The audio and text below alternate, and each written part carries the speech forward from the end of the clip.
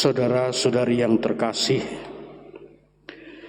pada minggu Prapaskah kedua ini kita diajak oleh Yesus untuk memasuki suatu misteri yang bagi kita membutuhkan permenungan tersendiri.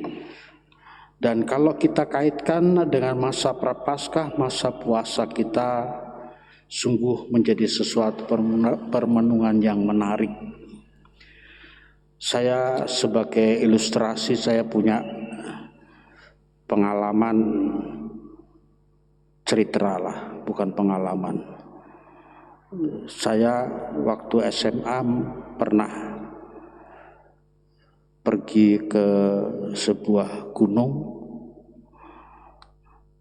dari kota Bogor ke Gunung Salak, sekitar 30 km. Kami berjalan kaki, kami berlima. Apa yang menjadi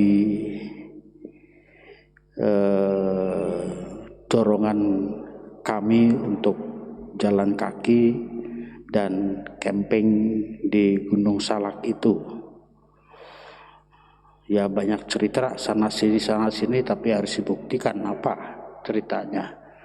Nanti kalau kamu ke sana, banyak sekali pemandangan yang bagus, udara segar. Kemudian ya dengan semangat berbekal itu kita coba, belum pernah ke Gunung Salak. Kalau ke Gunung Gede itu beberapa kali, tetapi kalau Gunung Salak jarang. Kami berjalan berlima dengan berbekal, ya namanya orang camping. Tapi camping tidak seperti sekarang. Orang camping sekarang itu diantar oleh orang tua, disediakan kasur, disediakan kompor, disediakan tetek bengek, bahkan disediakan pembantu. Waktu zaman saya belum ada. Yang dibawa adalah hanya beras, 2 panci, dan beli remah-remah ikan asin dan garam. Itu yang boleh. Kalau bawa bekal yang lain terlalu berat, karena tenda tidak seperti tenda sekarang. Apa yang terjadi dengan perjalanan itu, kami tetap semangat dan senang. Bagaimana apa yang saya lihat adalah dengan sambil bergurau di sepanjang jalan, melihat kanan kiri, dan ya sambil menyanyikan naik-naik ke puncak gunung itu, nggak tahulah seperti itu. Yang jelas bahwa perjalanan itu melelahkan tapi tidak terasa. Karena apa? Karena ada sesuatu yang mau dinikmati atau mau dirasakan atau mau dilihat. Sampai di tempat itu,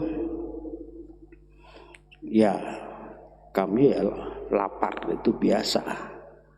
Hal yang pertama sebelum pasang tenda, karena sudah sore,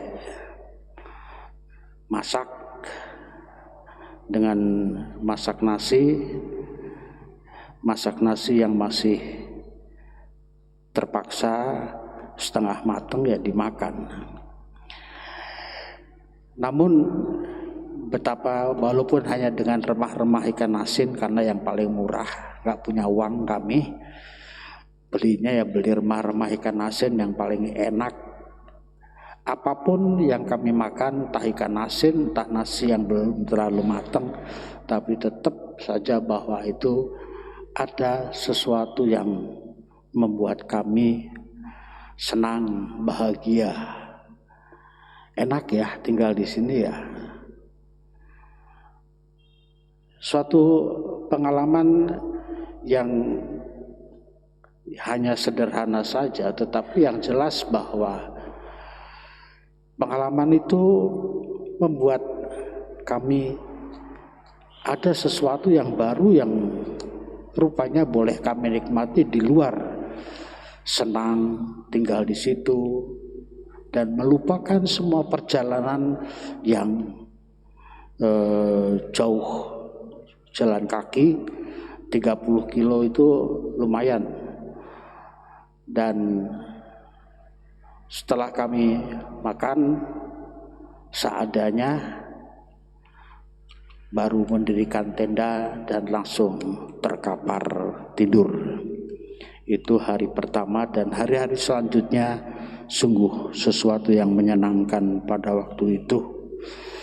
Saudara-saudari yang terkasih, pengalaman seperti ini mungkin ada yang sudah pernah menjalaninya, pernah belum, tetapi minimal saya akan memberikan gambaran bagaimana rasanya untuk naik ke sebuah gunung. Tujuan pertama-tama bukan soal mencapai puncak, tidak.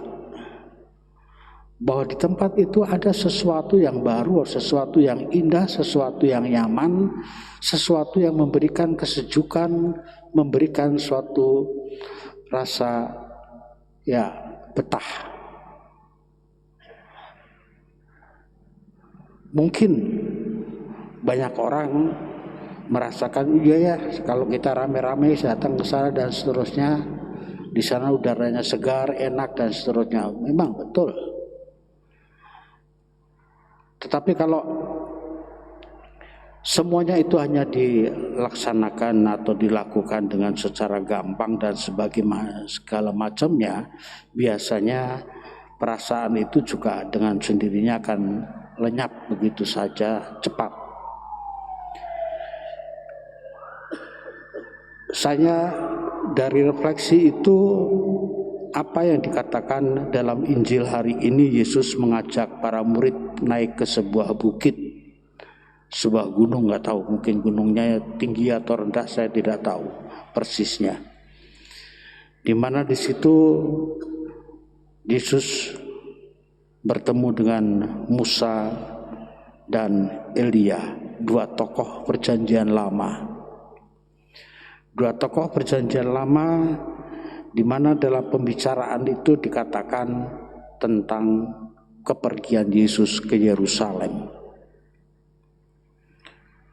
Dengan kata Yerusalem, tujuan Yerusalem itu adalah bahwa kita diajak untuk menemukan peristiwa Yesus yang sengsara, wafat, dan bangkit. Itu kalau kita mendengar kata Yerusalem, bukan seperti Yerusalem sekarang untuk turis, tidak. Pada waktu bahasa Yerusalem atau kata Yerusalem disebutkan oleh Lukas adalah ada kata berkaitan dengan kata sengsara, penderitaan, wafat, dan bangkit. Maka ditampilkan tokoh Elia dalam perjanjian lama dan tokoh Musa. Musa adalah pengemban perjanjian antara umat Allah dan Israel. Sementara Elia adalah nabi yang dipilih Allah secara khusus, di mana Nabi Elia mewakili nabi-nabi yang lain juga.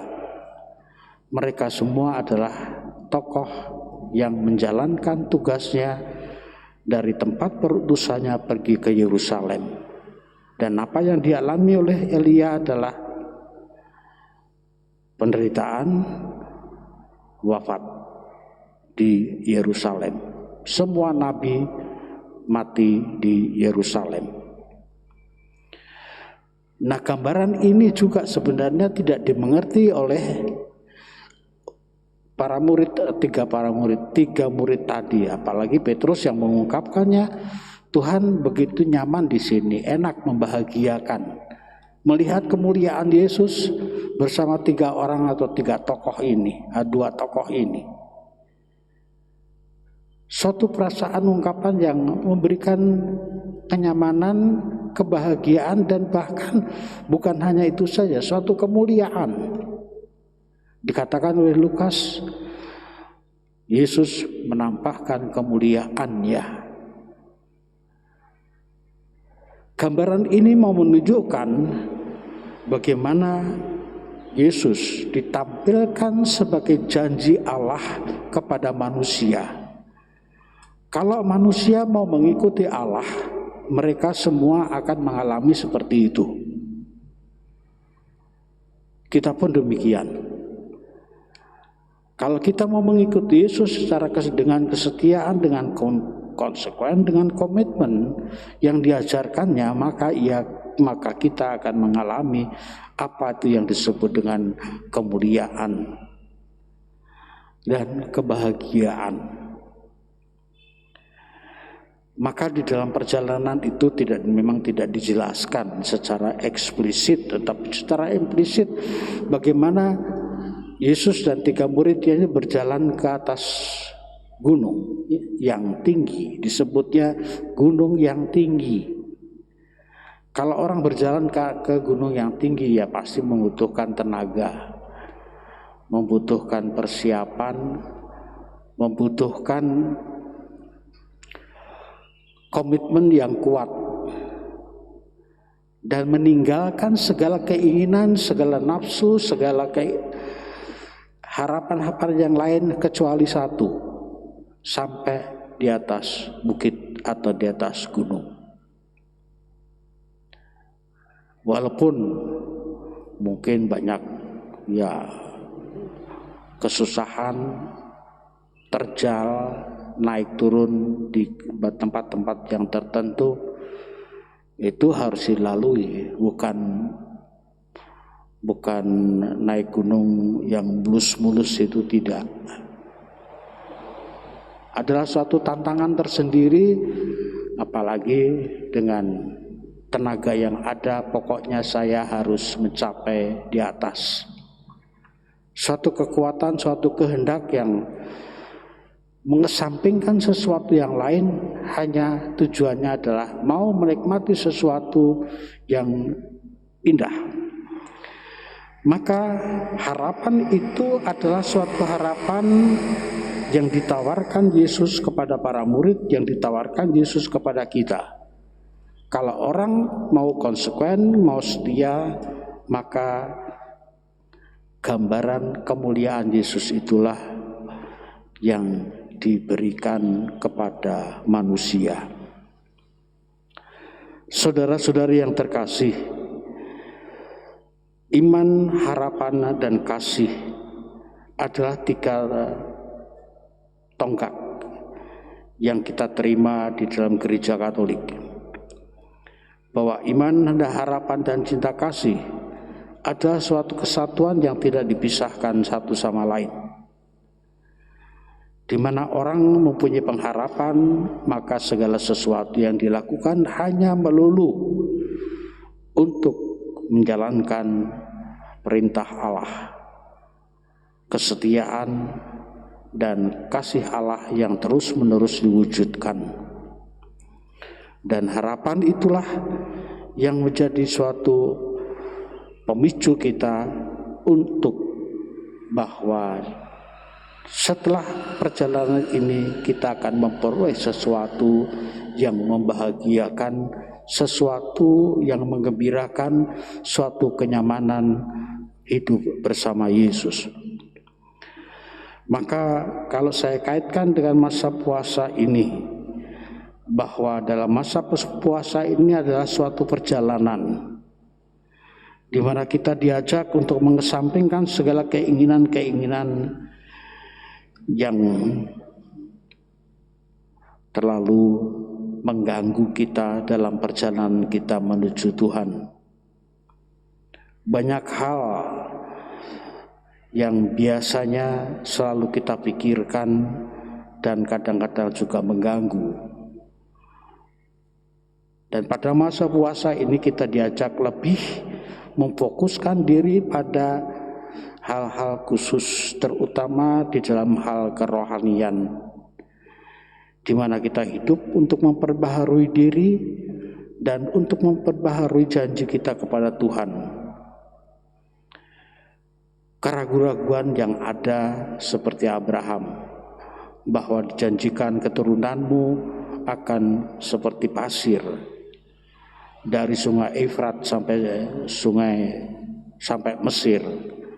Bisa kita bayangkan, sungai Efrat itu ada di Irak, kemudian sampai Mesir di sungai Nil. Berapa mil, berapa kilometer, berapa ribu, itu dipercayakan kepada Abraham. Apakah Abraham waktu itu tahu tentang ilmu bumi? Saya nggak tahu. Peta dunia apakah dia tahu? Saya mungkin tidak. Hanya berserah kepada Allah, bahwa Allah tidak pernah melupakan janjinya. Kalau Allah tidak pernah melupakan janjinya, tanggapannya itu adalah iman. Karena hanya dengan iman Abraham mampu mewujudkan itu semua.